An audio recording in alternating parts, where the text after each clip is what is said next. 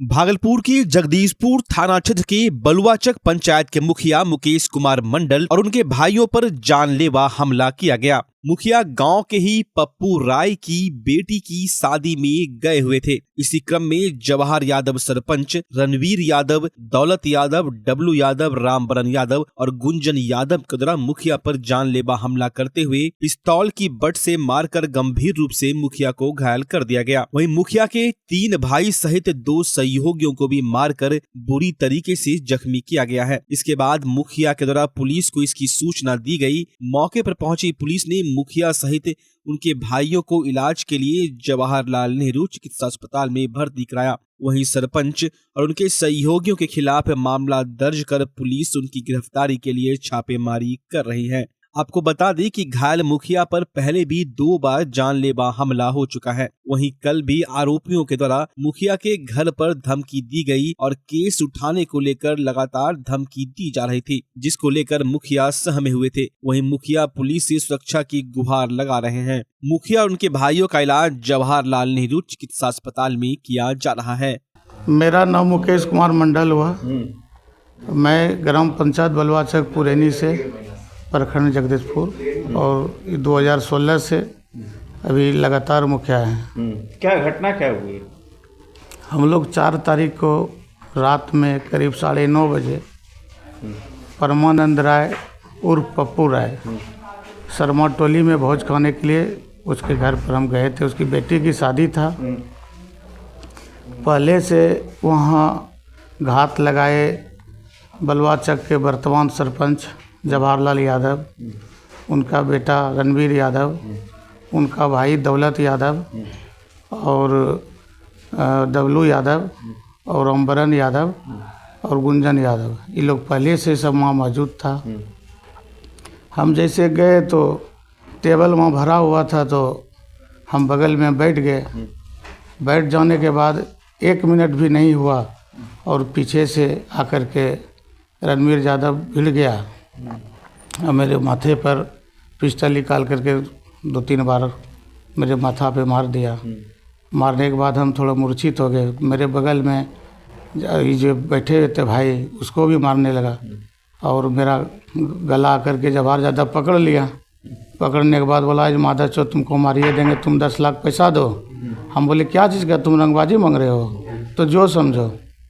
इसी बीच में मेरा चैन भी था मेरा 55 ग्राम का लगभग, वो मेरा दोनों चैन छीन लिया। उसका बेटा रणवीर यादव और उसका मेरा भाई का जो है वो चैन छीन लिया जवाहर यादव, उसको भी डबल चैन था गले में। उसके बाद सभी लोग अफरा तफरी होने लगा। वहाँ पर जितना भी लोग भोज खा रहे थे सभी लोग भागने लगे।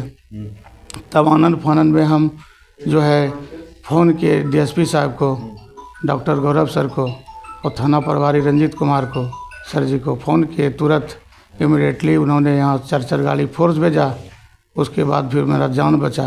पहले भी हमला हुआ? पहले 2 बार पहले भी हो चुका है मेरे ऊपर। क्या कारण है हमला होने का? कारण वो मेरा पंचायती राज चुनाव जो है, चुनाव के चलते ही उसका मनोबल पहले से वो बहुत जो है क्रिमिनल रैंक का है। उसके ऊपर 5 गो केस पहले से है उसका। क्या चाहते हैं? हम चाह रहे हैं आप लोग के माध्यम से कि हमारे SSP साहब और DIG साहब जो भी पदाधिकारी हैं जिला का, उनको सुरक्षा मुहैया कराए। तो डर भी लगता है? हाँ, डर। मेरे धमकी कल भी मेरे घर पे जाके उन्होंने धमकी दिया है कि पूरे परिवार को हम मार देंगे। हम लोग पूरे दहशत में अभी बने हुए हैं और हम प्रशासन से मांग कर रहे हैं। DSP साहब कोई बोले थे सर हमारे ऊपर खतरा आएगा। उन्होंने बोला कि ऐसा कोई दिक्कत होगा मुखिया जी आप फ़ोन कीजिएगा। इसी के माध्यम से हम DM साहब को भी कहेंगे, सुमरत कुमार सेन जी को मेरा उनको शस्त्र का लाइसेंस अनुज्ञप्ति दिया जाए आप लोग के माध्यम से। बच्चा जब जन्म लेता है तो कई बार बच्चा तुरंत नहीं रोता है, रोने में देर हो जाता है। ऐसे में बच्चा क्षतिग्रस्त हो जाता है और उसके बचने की संभावना कम हो जाती है। और यदि बचा तो भविष्य में उसमें विकलांगता की समस्या आती है, जिसे CP कहते हैं, जिसका कोई माकूल इलाज नहीं है और ज़िंदगी भर बच्चा विकलांगता से जूझ सकता है। ऐसे में पूरे संसार में कूलिंग थेरेपी का सहारा लिया जाता है। जन्म से ठीक 6 घंटा के अंदर यदि उसको कूलिंग थेरेपी दिया जाए तो उससे उसका सीपी की समस्या कम होती है और बचने की भी संभावना बढ़ती है। पहली बार बिहार झारखंड में आपके शहर के स्नेह नवजात शिशु बाल सेवा केंद्र में यह मशीन उपलब्ध है। कभी भी ऐसी बात हो कि बच्चा रोने में विलम्ब हो गया तो आप स्नेह नवजात शिशु बाल सेवा केंद्र में जरूर संपर्क करें।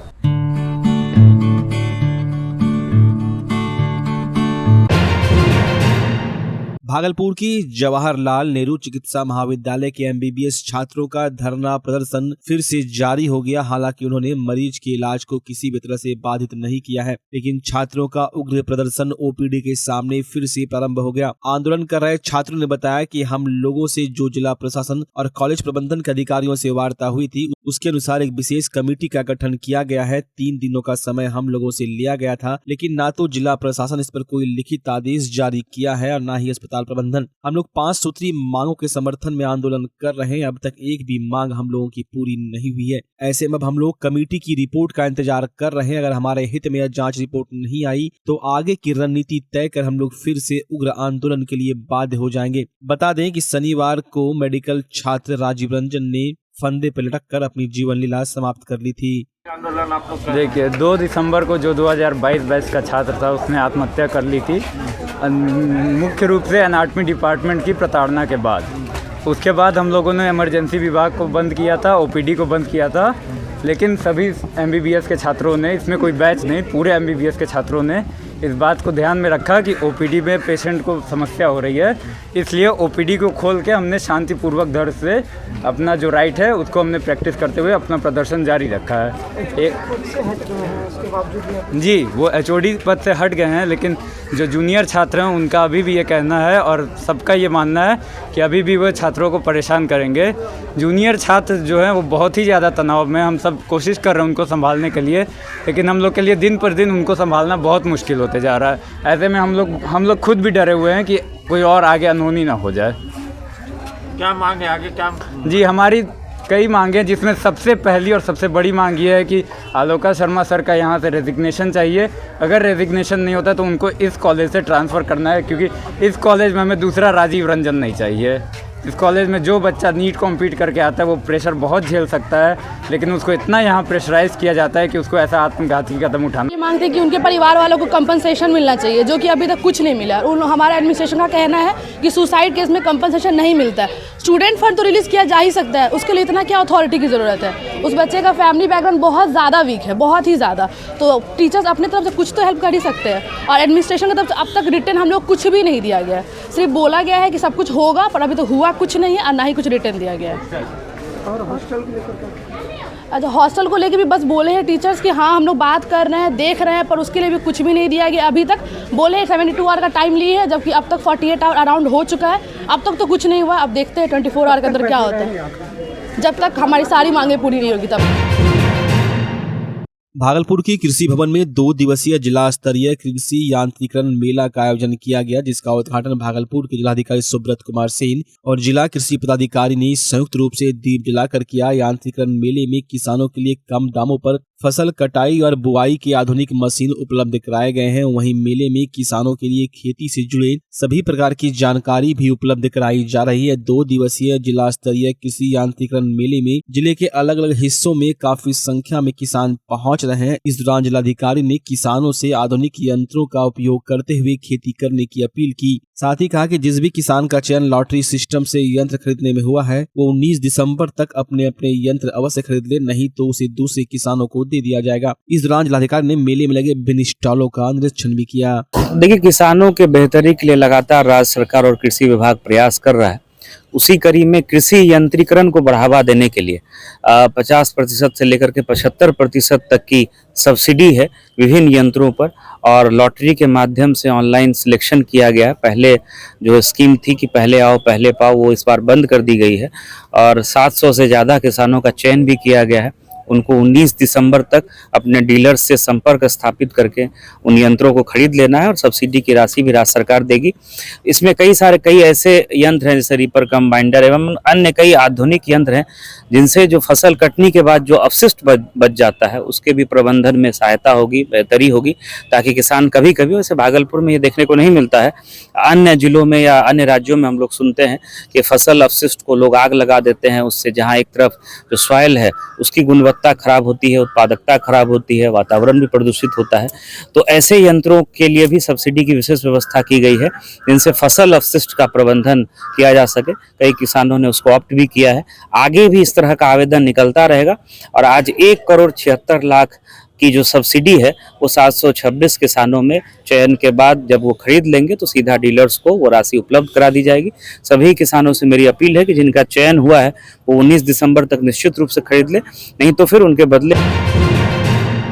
भागलपुर में चिकित्सकों द्वारा लोगों को स्वस्थ रहने के लिए जागरूक करने के लिए साइकिल रैली का आयोजन किया गया। भागलपुर के जवाहरलाल नेहरू मेडिकल कॉलेज के 33वें बापी कोन अधिवेशन के पूर्व भागलपुर के डॉक्टर साइकिल रैली निकालकर लोगों को स्वास्थ्य के प्रति जागरूक किए। रैली मेडिकल कॉलेज परिसर से निकलकर तिलका मांझी चौक होते हुए पूरे शहरी क्षेत्र का भ्रमण करते हुए वापस मेडिकल कॉलेज पहुंचकर संपन्न हुई। साइकिल रैली को भागलपुर क्षेत्र के डीआईजी विवेकानंद ने हरी झंडी दिखाकर रवाना किया। इस दौरान डीआईजी डॉक्टर और शिक्षाविद स्वास्थ्य के प्रति जागरूक रहने के लिए क्या कह रहे हैं, सुनिए। देखिए, सबसे पहली बात तो है कि यह आयोजन जो है डॉक्टर्स के द्वारा किया गया है जो दवाई देने के लिए जाने आते हैं। इस बार जो उन्होंने दवाई प्रेस्क्राइब कर रहे हैं वो साइकिल रैली के माध्यम से, उसके लिए आपको कोई पैसे नहीं खर्च करने हैं। चलने के लिए, साइकिल चलाने के लिए कोई पैसे खर्च नहीं करने हैं। रैली निकाली है, ये केवल साइकिल रैली नहीं, आप जो भी काम करते हैं, जैसे स्विमिंग करते हैं, रनिंग करते हैं, जॉगिंग करते हैं, किसी के माध्यम से जो आप करते हैं उससे आपके शरीर में एक फीलिंग ऑफ वेल बीइंग जो है बढ़ता है।